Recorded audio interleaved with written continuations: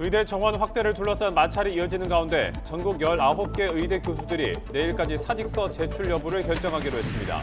정부는 환자 곁을 떠나선 안 된다고 강조하면서 2,000명 증원 계획에선 물러서지 않겠다는 뜻을 거듭 강조했습니다. 더불어민주당 총선 후보자 경선에서 친문 핵심인 전해철 의원이 친명계 양문석 전 방송통신위원회 상임위원에게 패하는 등 원외 친명 인사의 강세가 이어졌습니다. 이른바 올드보인 박지원 전 국정원장과 정동영 전 통일부 장관도 공천장을 받았습니다. 국민의힘이 전통적 강세 지역에 지원한 이른바 국민추천 후보 면접을 진행해 오늘 최종 후보를 발표할 예정입니다. 비례위성정당에 기호 4번을 주기 위해 현역 비례의원 8명을 제명하는 안건도 의결했습니다. 지난 1월 진화 작업 중 소방관 2명이 순직하는 큰 불이 났던 경북 문경시 신기공단에서 또 불이 나 4시간여 만에 꺼졌습니다. 강원도 춘천시 건물에도 불이 나는 등 밤사이 화재 사고가 잇따랐습니다. 유럽연합 EU가 세계 최초로 인공지능을 규제하는 법안을 최종 승인했습니다. 법을 위반하면 사안에 따라 최대 3,500만 유로 또는 전 세계 매출의 7%에 해당하는 과징금을 물게 됩니다. 오늘도 서울 낮 기온이 15도까지 오르는 등 포근한 봄 날씨가 이어지겠습니다. 전국이 대체로 맑겠지만 중국발 스모그가 유입되면서 수도권 등 중부와 경북 지방의 공기가 탁하겠습니다. 여러분 안녕하십니까? 3월 14일 굿모닝 YTN 2부 시작합니다. 전국 19개 의대 교수들이 오는 15일까지 사직서 제출 여부를 결정하기로 했습니다. 교수들까지 집단 행동에 나설 가능성이 점점 커지자 정부는 환자 곁을 떠나지 말라고 촉구하며 2,000명 증원 계획은 절대 물러서지 않을 것이라고 강조했습니다. 김평정 기자입니다. 전국 19개 의대 교수 비상대책위원회 대표들은 공동비대위를 구성하기로 했습니다. 그러면서 오는 15일까지 집단 사직서 제출 여부를 결정하기로 했습니다. 앞서 울산의대와 서울의대 교수 비대위가 각각 사직서 제출을 결의한 뒤 동참하는 속도가 한층 빨라진 것입니다. 만약 공동비대위가 사직서 제출을 결정한다면 제출 시점은 서울의대 교수들이 먼저 결정한 오는 18일로 맞춰질 가능성이 높습니다. 정부의 의대 증원 문제 재논의를 압박하기 위한 건데 정부는 명분 없는 집단 행동이라고 일축했습니다. 교수님들께 간곡히 당부드립니다. 명분 없는 집단 행동에 동참하는 대신 제자들이 환자 곁으로 돌아오도록 적극 설득해 주십시오. 전공의에 이어 교수까지 병원을 떠난다면 지금의 비상 상황마저 유지할 수 없다며 환자 곁을 지켜달라고 호소했습니다. 교수님들이 진료 현장을 비우면 환자들에게는 그 무엇보다 소중한 생명이 걸린 일입니다. 여러분이 환자를 등지고 떠난다면 남아있는 전공의와 의대생은 물론 국민들을 잃게 될 것입니다. 정부는 의대 교수들과 물밑에서 대화하고 있다며 더 적극적으로 의견을 경청하겠다고 밝혔습니다.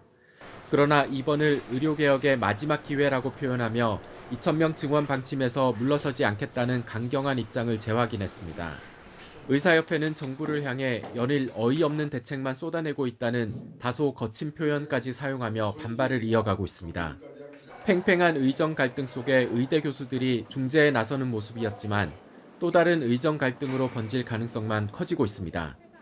YTN 김평정입니다. 의료법 위반 등의 혐의로 고발된 대한의사협회 전현직 집행부를 수사하는 경찰이 오늘 박명하 비대위 조직강화위원장을 재소환해서 조사합니다.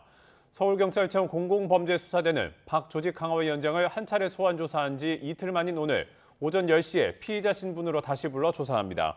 또 내일은 김 비대위원장을 다시 소환해 조사를 진행합니다. 경찰은 이들이 전공의 집단 사직을 부추겨 대학병원 업무를 방해한 혐의가 있다고 보고 그제 14시간 가까이 조사를 진행했습니다.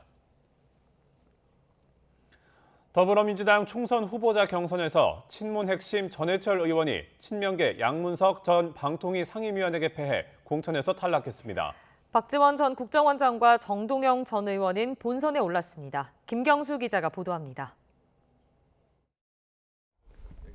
문재인 정부에서 행정안전부 장관을 지낸 친문 핵심 전해철 의원이 경기 안산갑 경선에서 패했습니다. 전 의원을 겨냥해 겉과 속이 다른 수박이라고 조롱했다가 당에서 징계를 받은 친명 양문석 전 방통위 상임위원에게 무릎을 꿇었습니다.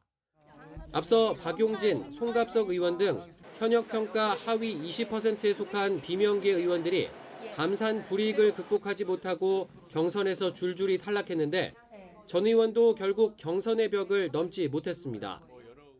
인천 서구병에선 이재명 당대표실 차장 출신 정치 신인 모경종 후보가 현역 신동근 의원과 비례대표 허숙정 의원을 제쳤습니다. 인천 서구병 지역구입니다. 모경종 후보가 1등입니다. 지역구 경선 막바지까지 비명계 현역 의원 약세, 친명 원외 인사 강세 기조가 이어진 가운데 중량감 있는 이른바 올드보이의 약진도 두드러졌습니다. 전남, 해남, 완도, 진도에선 현역 윤재갑 의원과 경쟁한 박지원 전 국정원장이 공천장을 받았고 전북 전주병에선 정동영 전 의원이 현역 김성주 의원을 꺾고 본선 후보에 이름을 올렸습니다. 선거구 조정 여파로 이웃한 지역구 동료 의원끼리 경쟁했던 서울 노원갑 경선에선 4선 우원식 의원이 재선 고용진 의원에 이겨 본선 진출 티켓을 확보했습니다. 경기 부천갑에선 현역 김경협 의원이 탈락하고 서영석 의원과 비례대표 유정주 의원이 결선을 치르게 됐습니다. 경기 평택갑 홍기원, 전북 완주 진안 무주 안호영, 전남 여수갑 주철현 의원 등은 총선 후보 자리에 안착했습니다. YTN 김경수입니다. 공천심사 막바지에 접어든 국민의힘이 당 강세 지역 5곳에 지원한 국민 추천 후보 면접을 진행했습니다. 네, 오늘 결과를 발표할 걸로 보이는데 비례 위성정당의 기호 4번을 안기기 위한 현역 의원들의 출당 절차도 시작됐습니다. 나혜인 기자입니다. 국민의힘이 마지막 지역구 후보를 채우기 위해 국민 추천 후보들을 대면 심사했습니다. 서울 강남과 대구, 울산 등 강세 지역 5곳에 200명 가까운 지원자가 몰렸는데 서류 평가를 통과한 일부만 비공개로 면접을 봤습니다. 현역 의원도 심사 대상이 될 수는 있지만 참신한 인물을 발탁하겠다는 국민추천제 취지를 고려하면 사실상 전략 공천이 이루어질 가능성이 큽니다. 청년이나 여성에 대한 배려가 부족하다.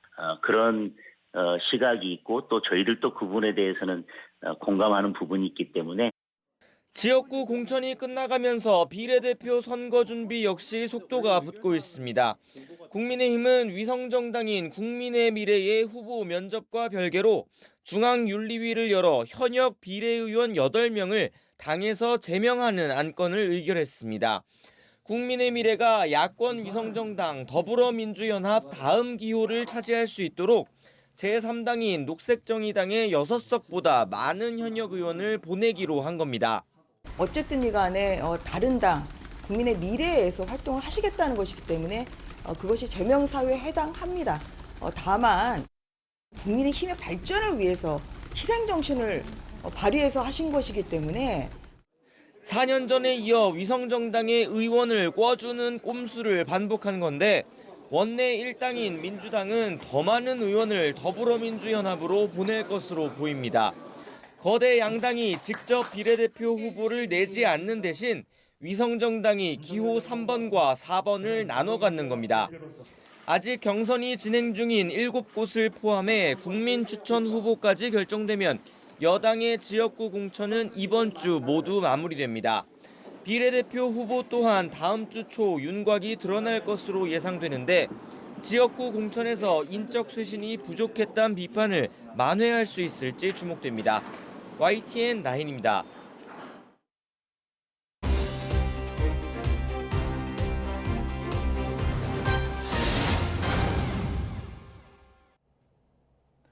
(22대) 총선을 앞두고 여야의 공약을 검증하는 YTN 연속보도 2번째 순서입니다.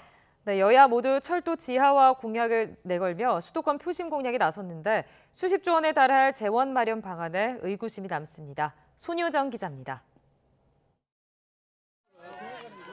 여야가 앞다퉈 총선 공약을 발표하던 지난 1월 말 국민의힘 한동훈 비상대책위원장은 경기도 수원을 찾아 철도 지하화 공약을 꺼내 들었습니다.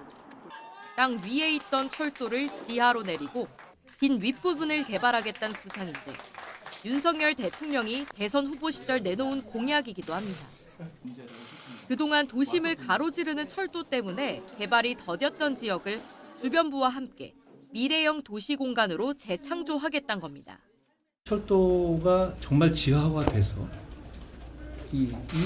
어떤 세상이 될까 상상을 좀 해봤거든요. 저는 멋져질 것 같아요. 여기에 아기자기한 상가들이 들어오고 여기 사람들이 산책하고 이 주변을 마음대로 오가고.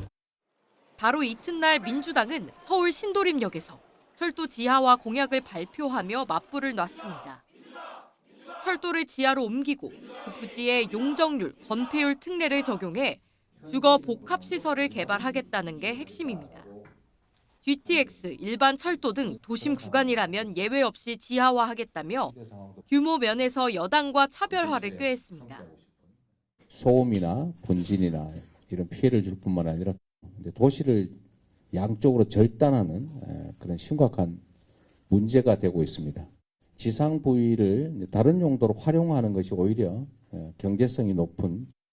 세부적인 부분은 조금씩 차이가 있지만 철도 때문에 낙후된 구도심을 활성화하겠다는 계획은 양당 모두 같습니다.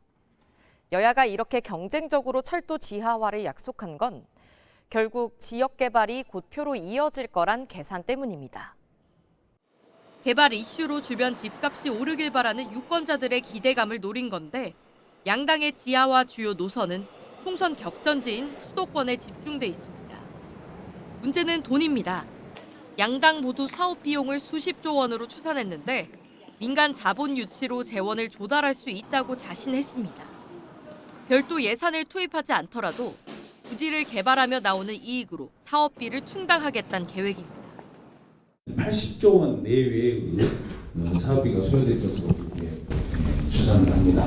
별도 예산 투자는 저희들이 고려치 않고 있습니다. 다시 말씀드리면 민자 유치에 의해서 과거에는 조금 쉽지 않았지만 지금은 상부 개발에 따른 이익 자체가 편의성이 굉장히 많이 높아집니다. 충분히 투자할 만한 가치가 있고 그래서 경제성이 나오는 거거든요.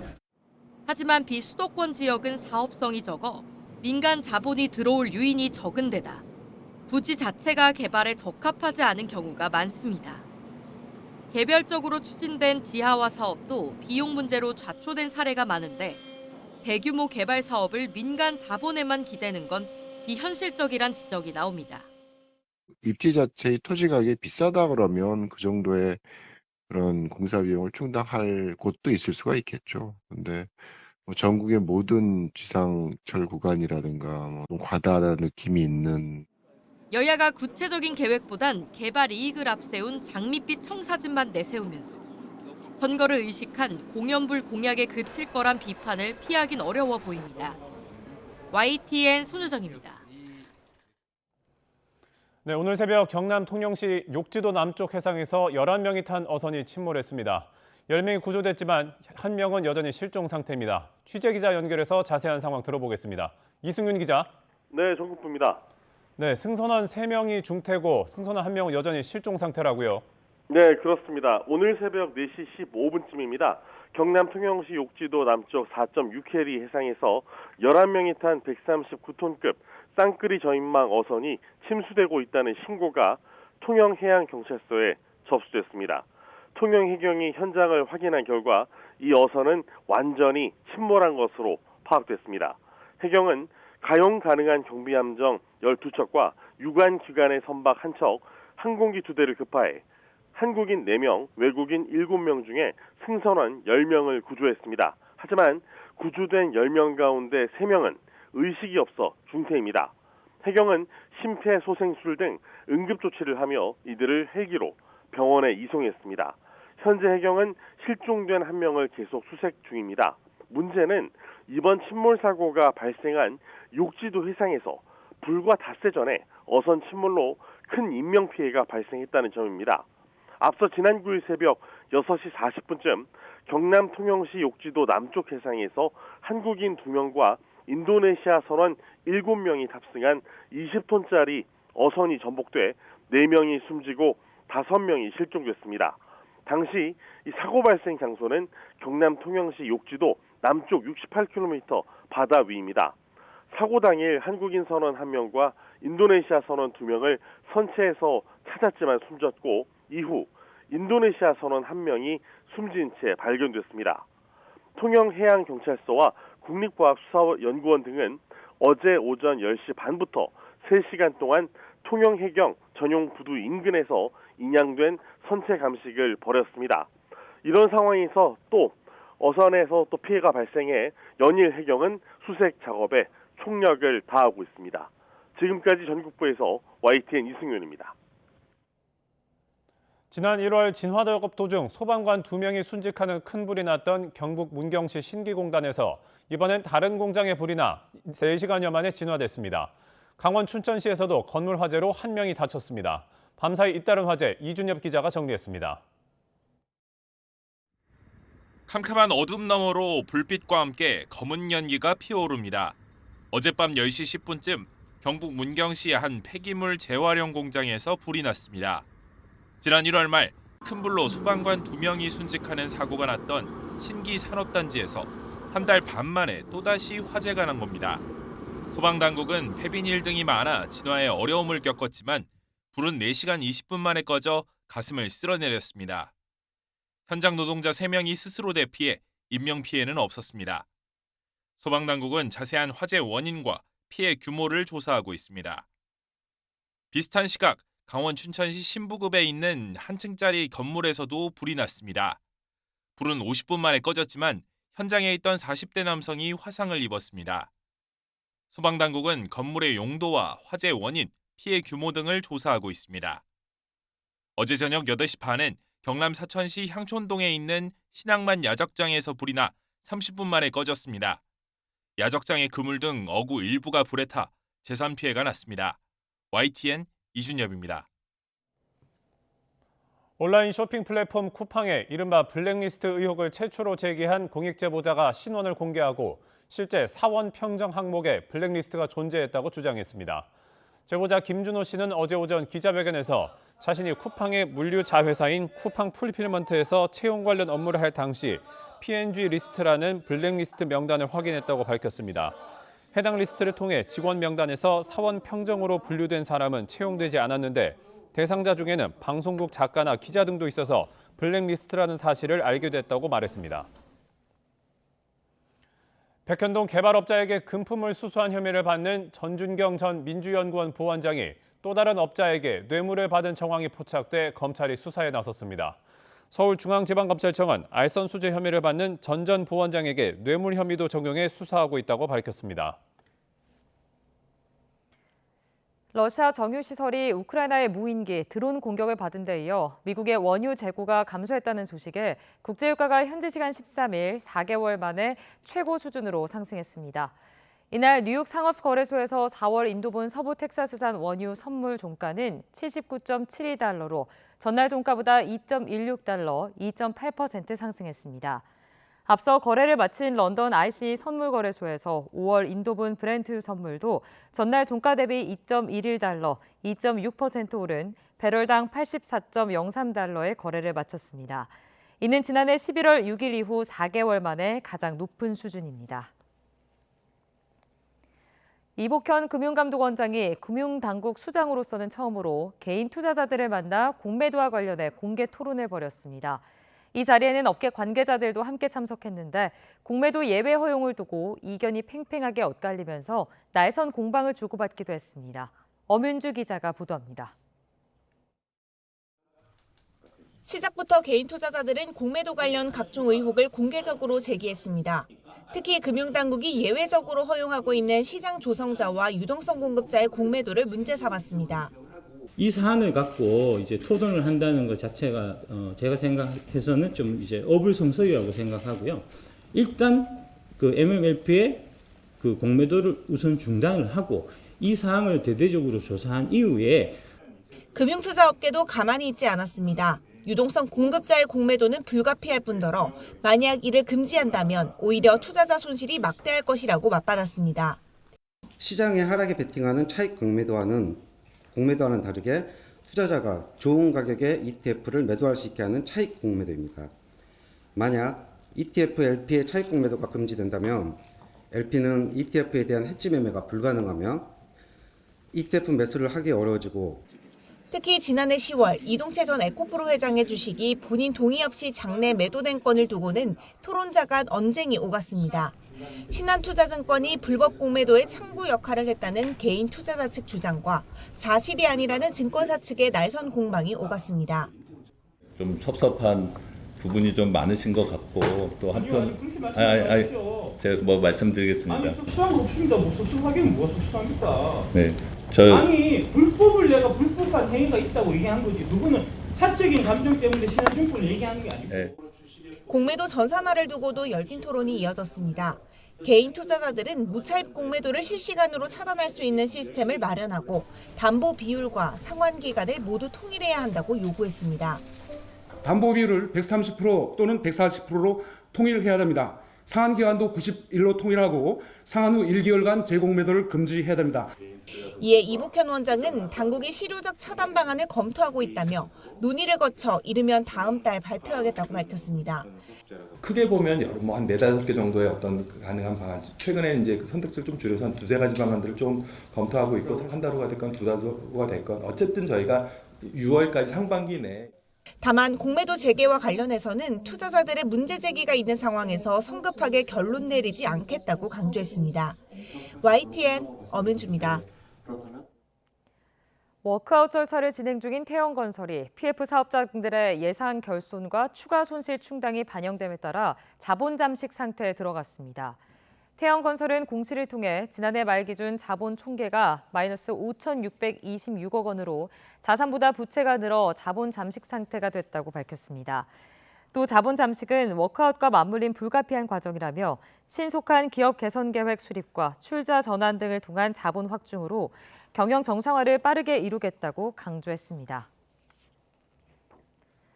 산업은행 등 채권단은 태영건설의 자본 잠식이 발생해도 워크아웃 진행에는 영향이 없다면서도 원래 다음 달 11일로 예정됐던 기업 개선 계획 의결을 미루기로 했습니다. 산업은행은 참고 자료를 내고 워크아웃 진행 과정에서 통상적으로 발생할 수 있다며 이같이 밝혔습니다. 올해부터 국가직 공무원인 소방관들에게 동료 평가가 의무화됐습니다. 하지만 함께 불을 끄고 환자를 구해야 하는 업무 특성상 동료 평가 도입이 자칫 현장의 안전을 위협할 거란 우려가 나옵니다. 우종훈 기자가 전해드립니다. 전국 소방관들은 올해부터 동료의 업무 성과를 평가해야 합니다. 일정 기간 같은 부서에서 일한 근무자들이 무작위로 선정돼 동료의 실적과 직무 수행 능력, 태도를 평가하는 것으로 현재 한창 진행 중입니다. 동료 평가 내용은 지나친 비방과 비난을 제외하고 당사자에게 공개됩니다. 결과에 따라 등급은 4단계로 매겨지고 성과급 지급의 일정 비율 반영됩니다. 상급자의 하향식 평가를 보완하고 같이 일하는 동료를 통해 역량과 성과를 판단할 수 있게 인사혁신처가 전체 국가직 공무원에 처음 의무화했습니다. 경찰에선 지난 2007년부터 도입해 시행하고 있습니다. 하지만 현장 소방관 사이에선 업무 특성을 이유로 우려가 나옵니다. 화재나 구급 현장에서 반드시 짝을 지어 근무해야 하는데 동료 평가 결과로 협력과 신뢰가 깨져 안전에 위협이 될 수 있다는 겁니다. 천도 들어가는 화재 온도에 올라가는 화재 현장에 들어가는데 얘가 잘했네 못했냐를 평가한다는 거는 서로 죽자는 것밖에 안 되거든요. 한마디로 뭐 이간질 시킨다고밖에 표현을 못하는 거죠. 동료 평가가 직원 사이의 경계심을 부추기는 방향으로 흘러가면 화재 진압 등 시간을 다투는 업무에 차질이 우려된다는 목소리도 나옵니다. 팀워크에는 전혀 도움이 안 되는 방향이고요. 저희 내부 게시판에도 현재 지금 반영된 동료 평가에 대한 부정적인 이야기들이 많이 게시가 되고 있고, 소방청은 처음 도입된 만큼 일부 우려가 예상된다며 동료 평가가 마무리되고 문제점이 있으면 개선하겠다고 밝혔습니다. 협력을 깬다는 걱정에 대해선 동료끼리 부족한 부분이 뭔지 파악할 수 있어 팀워크 향상 기회가 될 수도 있다고 판단했습니다. 소방관들은 우려를 개선하기 위해 업무 특성을 고려한 세부 기준 마련이 필요하다고 요구하고 있습니다. YTN 우종훈입니다. 군 당국이 유사시 적 지휘부 제거 임무를 맡은 한미 특수부대 요원들의 타격 훈련을 공개했습니다. 네, 역대 최대의 야외 기동 훈련과 함께 지난 4일부터 시작된 한미 연합 훈련은 오늘 모두 마무리됩니다. 김문경 기자가 보도합니다. 한미 특수전 요원들이 헬기를 이용해 적진 깊숙이 침투합니다. 이들의 목표는 적 지하 벙커와 요새, 유사시 적 수뇌부 제거 임무를 맡은 특수임무여단 요원들입니다. 특전사와 해군 특수전 전단, 공군 항공관제팀, 미 육군 제1특전단 등 240여 명이 팀을 이뤘습니다. 주야를 가리지 않고 은밀하면서도 신속하게 임무를 완수하는 훈련에 땀을 쏟고 있습니다. 현장을 지도한 신원식 국방부 장관은 대량 응징 보복의 핵심 부대로서 유사시 적 지도부를 신속히 제거하는 세계 최강의 특수전 부대가 돼야 한다고 강조했습니다. 즉각 끝! 안 되면! 국방부는 이번 훈련이 한미 특수부대의 특수정찰, 내부 소탕 전술 등의 연합작전 수행 능력을 향상시키는 데 중점을 두고 실시됐다고 전했습니다. 공군도 7개 비행부대에서 스텔스 전투기인 F-35A와 F-15K 등 공군 전력 20여 대가 참가한 가운데 항공 차단 훈련을 실시했습니다. 적의 미사일과 이동식 발사대의 움직임, 이동 중인 지휘부 등을 포착한 뒤 적의 공격전에 격파하는 훈련입니다. 지난해보다 야외 기동 훈련이 대폭 늘어난 가운데 실시된 한미 연합훈련은 오늘 종료됩니다. YTN 김문경입니다. 러시아에서 간첩 혐의로 체포된 한국인 선교사의 소속 재단이 억울한 누명이라며 국내외 지부원들과 함께 적극적인 구명 활동에 나서기로 했습니다. 체포된 선교사 백모 씨가 소속된 지구촌 사랑의 쌀 나눔 재단의 이선구 이사장은 간첩 혐의는 오해이거나 정치적 목적이 있는 것으로 본다며 이같이 말했습니다. 또 백 씨가 이 재단에 4년가량 소속돼 러시아 블라디보스토크 지부장을 지냈지만 10년 넘게 순수하게 해외 선교와 구호 활동에 매진해온 선교사라고 강조했습니다. 오늘 15일부터 사흘간 치러지는 러시아 대선을 앞두고 우크라이나가 러시아 본토에 대한 대규모 공격에 나섰습니다. 푸틴 러시아 대통령은 대선 방해 목적이 있어 보인다면서도 전선의 주도권을 러시아가 완전히 장악했다며 대수롭지 않다는 반응을 보였습니다. 황보연 기자입니다. 러시아 모스크바 남동부 라잔 하늘에 비행기 모양의 드론이 굉음을 내며 날아갑니다. 정유시설 위를 선회하는가 싶더니 목표물로 돌진해 큰 폭발을 일으킵니다. Вот эта первая локация загорелась, и там вон она вторая горит уже. 같은 날 이곳 말고도 러시아 본토 석유시설 두 곳이 비슷한 공격을 받았습니다. 우크라이나 국경과 가까운 러시아 벨고로드 시내도 표적이 됐습니다. 드론 공격을 받은 아파트 유리창들이 심하게 부서졌습니다.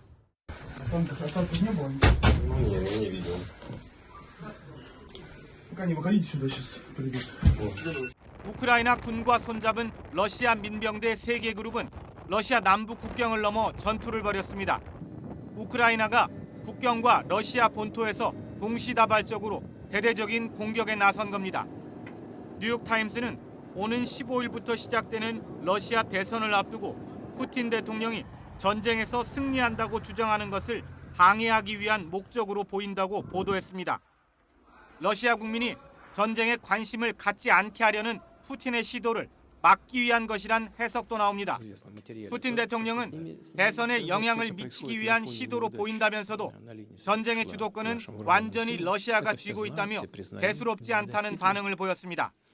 Главная цель, я в этом не сомневаюсь, заключается в том, чтобы, если не сорвать президентские выборы в России, то хотя бы как-то помешать нормальному процессу. 우크라이나 군은 앞으로도 장거리 공격이 계속될 것이라고 밝혔고 민병대 측은 러시아 대선을 언급하며 가장 흥미로운 일들은 아직 벌어지지 않았다고 말했습니다. 대선을 겨냥한 추가 공격을 예고한 것으로 풀이됩니다. YTN 황보연입니다.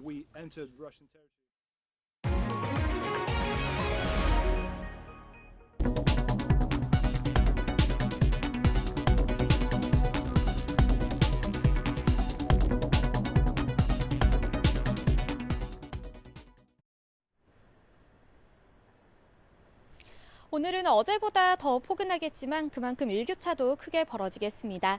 현재 3.7도를 보이고 있는 서울 기온, 한낮에 15도까지 올라 어제보다 3도가량 높겠습니다. 다만 날씨가 온화해진 틈을 타 초미세먼지가 기승을 부리겠습니다. 나오실 때는 미세먼지 차단용 마스크를 챙기시는 게 좋겠습니다. 자세한 미세먼지 상황부터 살펴보도록 하겠습니다. 현재 대기가 정체되고 중국발 스모그가 유입되면서 경기와 강원, 세종의 초미세먼지 농도가 나쁨 수준 보이고 있습니다. 그 밖에 중부와 경북도 공기가 점차 탁해지겠고요. 여기에 오전까지 내륙을 중심으로는 안개도 끼어 시야가 답답하겠습니다.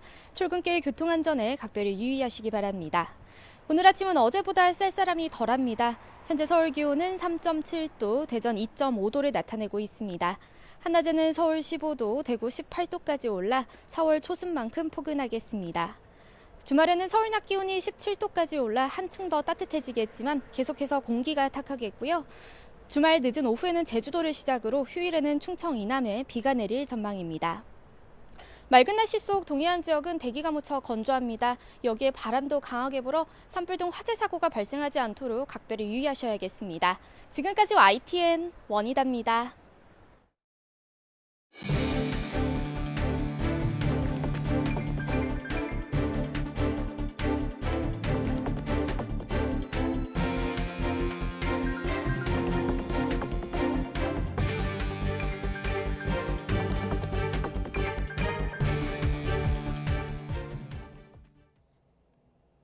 경남 통영시 욕지도 인근 바다에서 11명이 탄 어선이 침몰해 3명이 의식을 잃은 채 발견됐고 1명이 실종됐습니다.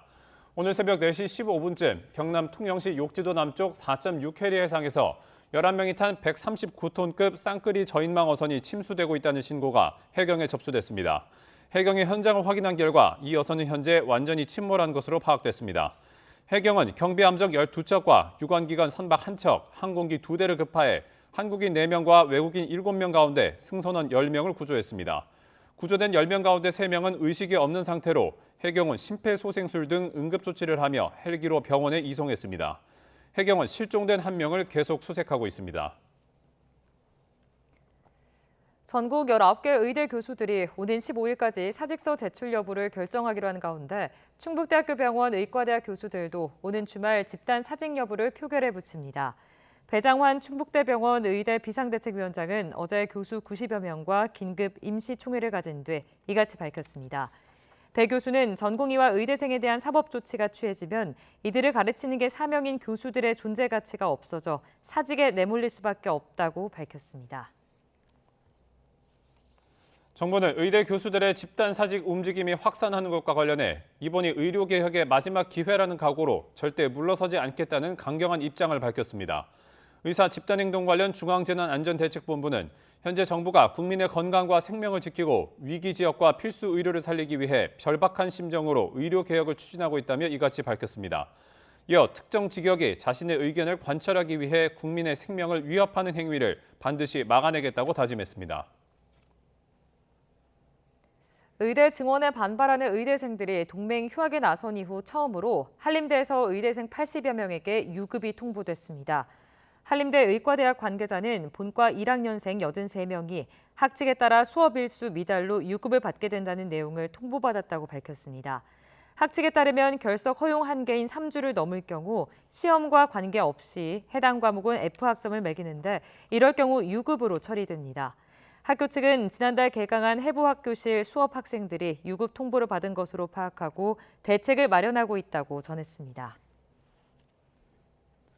전공에 이어 교수들의 사직 움직임까지 이어지면서 진료조차 제때 받지 못하는 환자들의 걱정과 불안이 더 커지고 있습니다.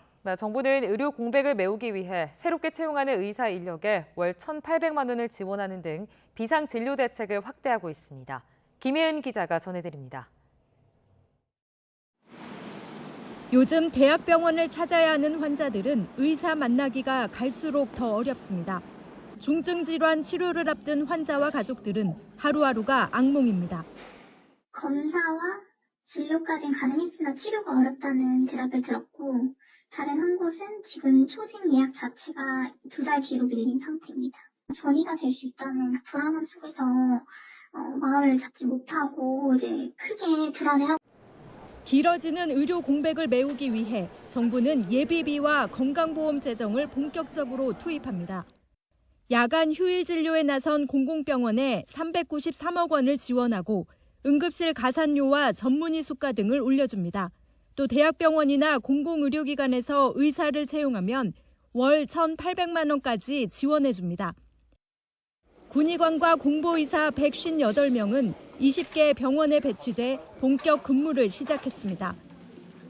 하지만 의사협회는 이들의 숙련도를 문제 삼아 실효성이 낮다고 맹비난했습니다.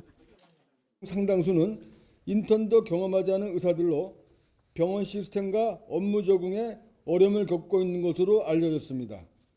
무리한 차출에 의한 파견으로 인해 의료 현장의 혼란이 현실화된 것입니다. 일부 보건소에서 진료 차질이 빚어지는 등 지역 의료 공백 문제도 계속 지적되는데 정부는 어쩔 수 없다는 입장입니다. 좀 더 급하고 어려운 상황에 놓여 있는 국민들을 위해서 그렇게 자원을 좀 재배분하는 거라는 그런 상황을 좀 이해를 해 주십사. 정부는 상황을 봐서 군의관과 공보의 200명을 추가로 투입할 예정입니다. 또 적은 의사 인력으로 3차 병원 이상의 기능을 하는 전문 병원이 중요한 대안이 될 수 있다고 보고 지원 체계를 만들기로 했습니다. YTN 김혜은입니다.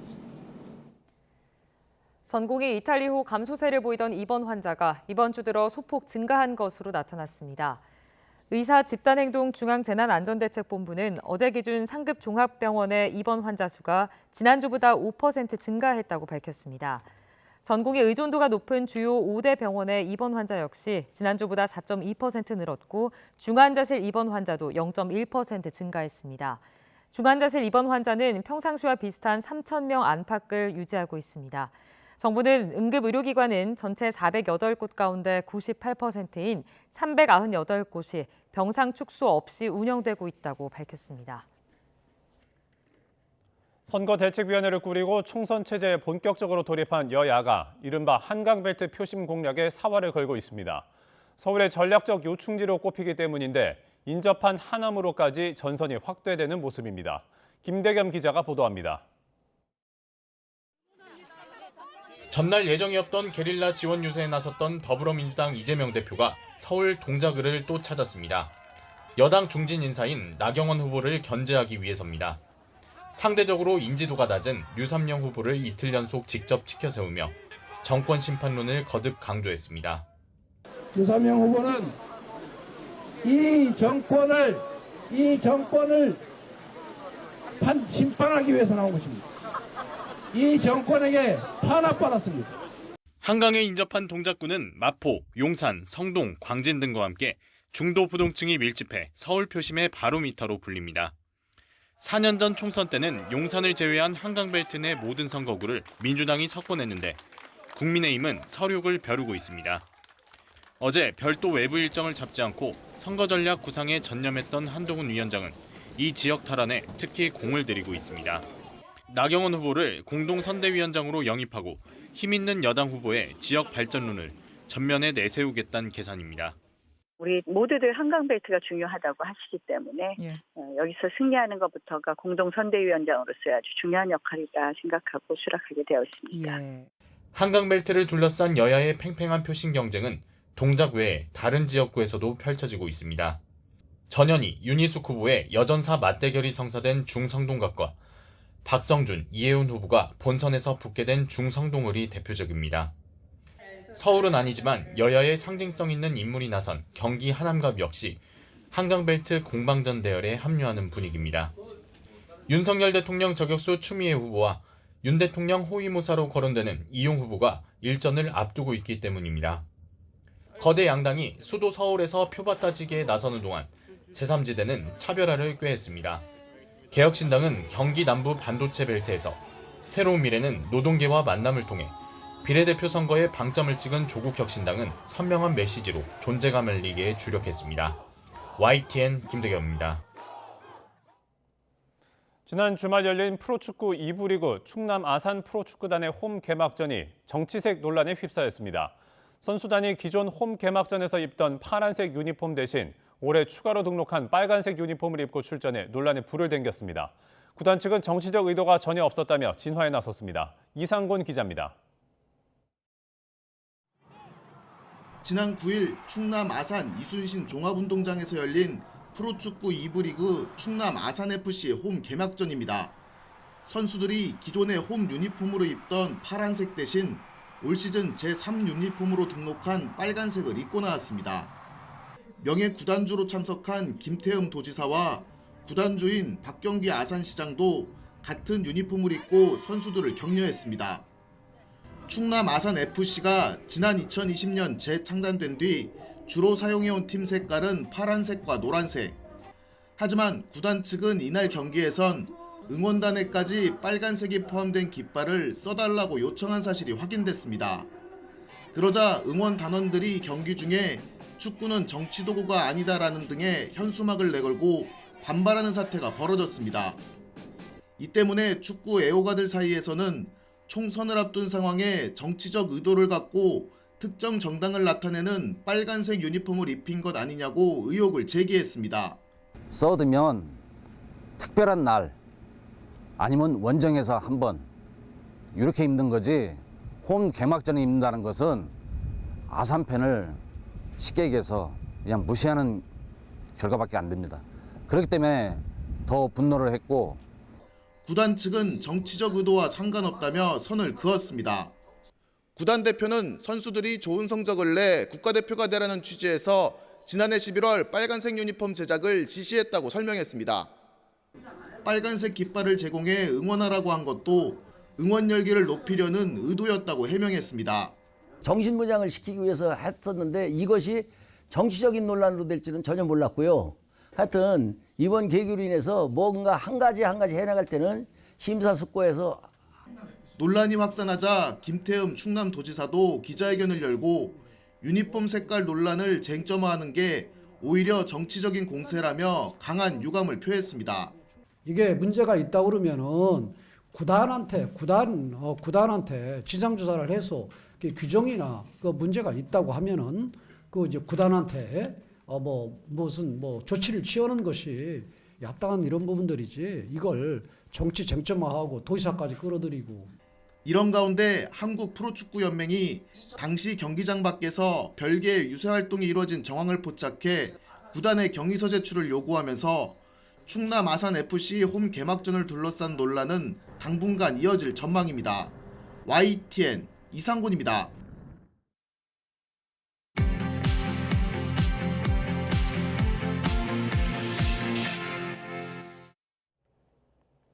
이 시각 세계는입니다. 유럽연합 EU가 세계 최초로 인공지능 규제 법안을 최종 승인했습니다. 의료와 교육 등 고위험 등급에 사용되는 AI 기술은 반드시 사람이 통제하도록 하는 등 규제를 강화했는데 이를 위반하는 기업들은 전 세계 매출의 7%까지 과징금을 내게 됐습니다. 이종수 기자가 보도합니다. Vote is closed. And it is adopted. Congratulations on this seminal work. AI 규제법 최종안이 찬성 523, 반대 46표로 가결됐습니다. 이로써 유럽이 AI 규제 분야에서 세계적 표준을 정했다고 의미를 부여했습니다.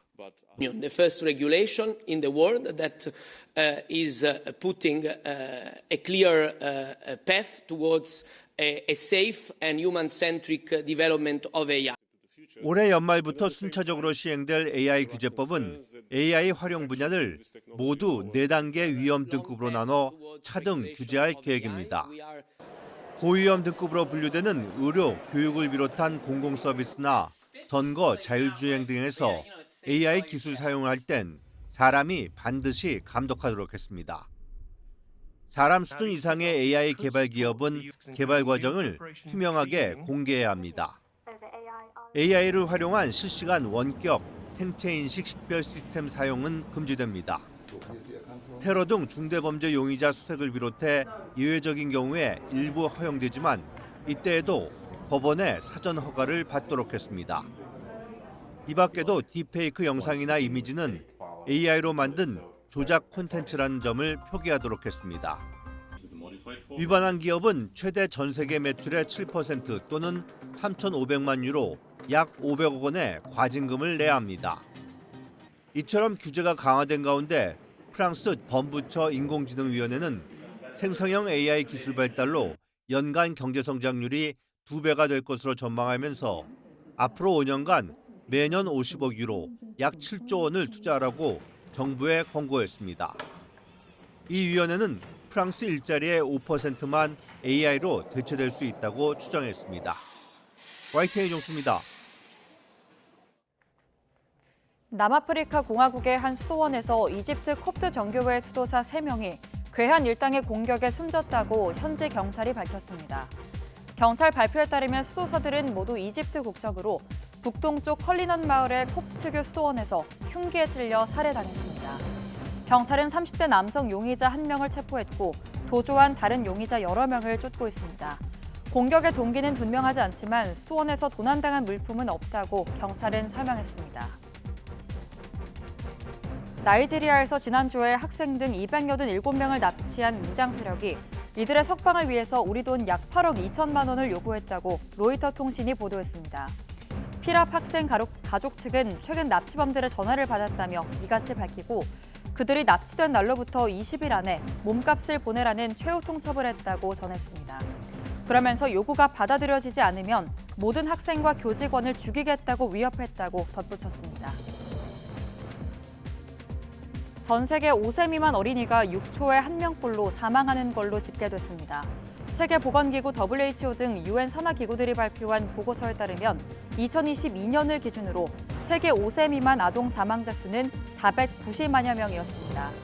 이는 6초마다 1명꼴로 5세 생일을 맞기 전에 세상을 떠나는 셈이라고 보고서는 설명했습니다. 2000년에 991만 명이었던 5세 미만 사망자 수는 2010년에는 708만 명, 2015년에는 605만 명으로 꾸준히 감소했습니다. 마크롱 프랑스 대통령이 형법상 강간죄 동의 개념을 명시하겠다는 입장을 밝혔다고 외신이 보도했습니다. 마크롱 대통령은 지난 8일 낙태 자유를 명시한 헌법 개정안 날인식에서 이러한 의사를 밝혔습니다. 마크롱 대통령은 단체 관계자들이 강간의 정의가 무척 중요하다고 강조하자 프랑스 법에 동의 개념이 포함돼야 한다는데 전적으로 동의한다고 답했습니다.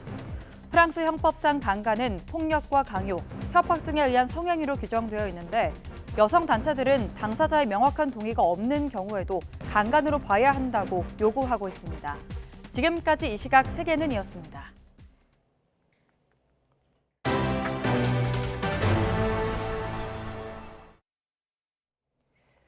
윤석열 대통령은 2027년까지 우주개발 예산을 1조 5천억 원 이상으로 늘리겠다고 밝혔습니다.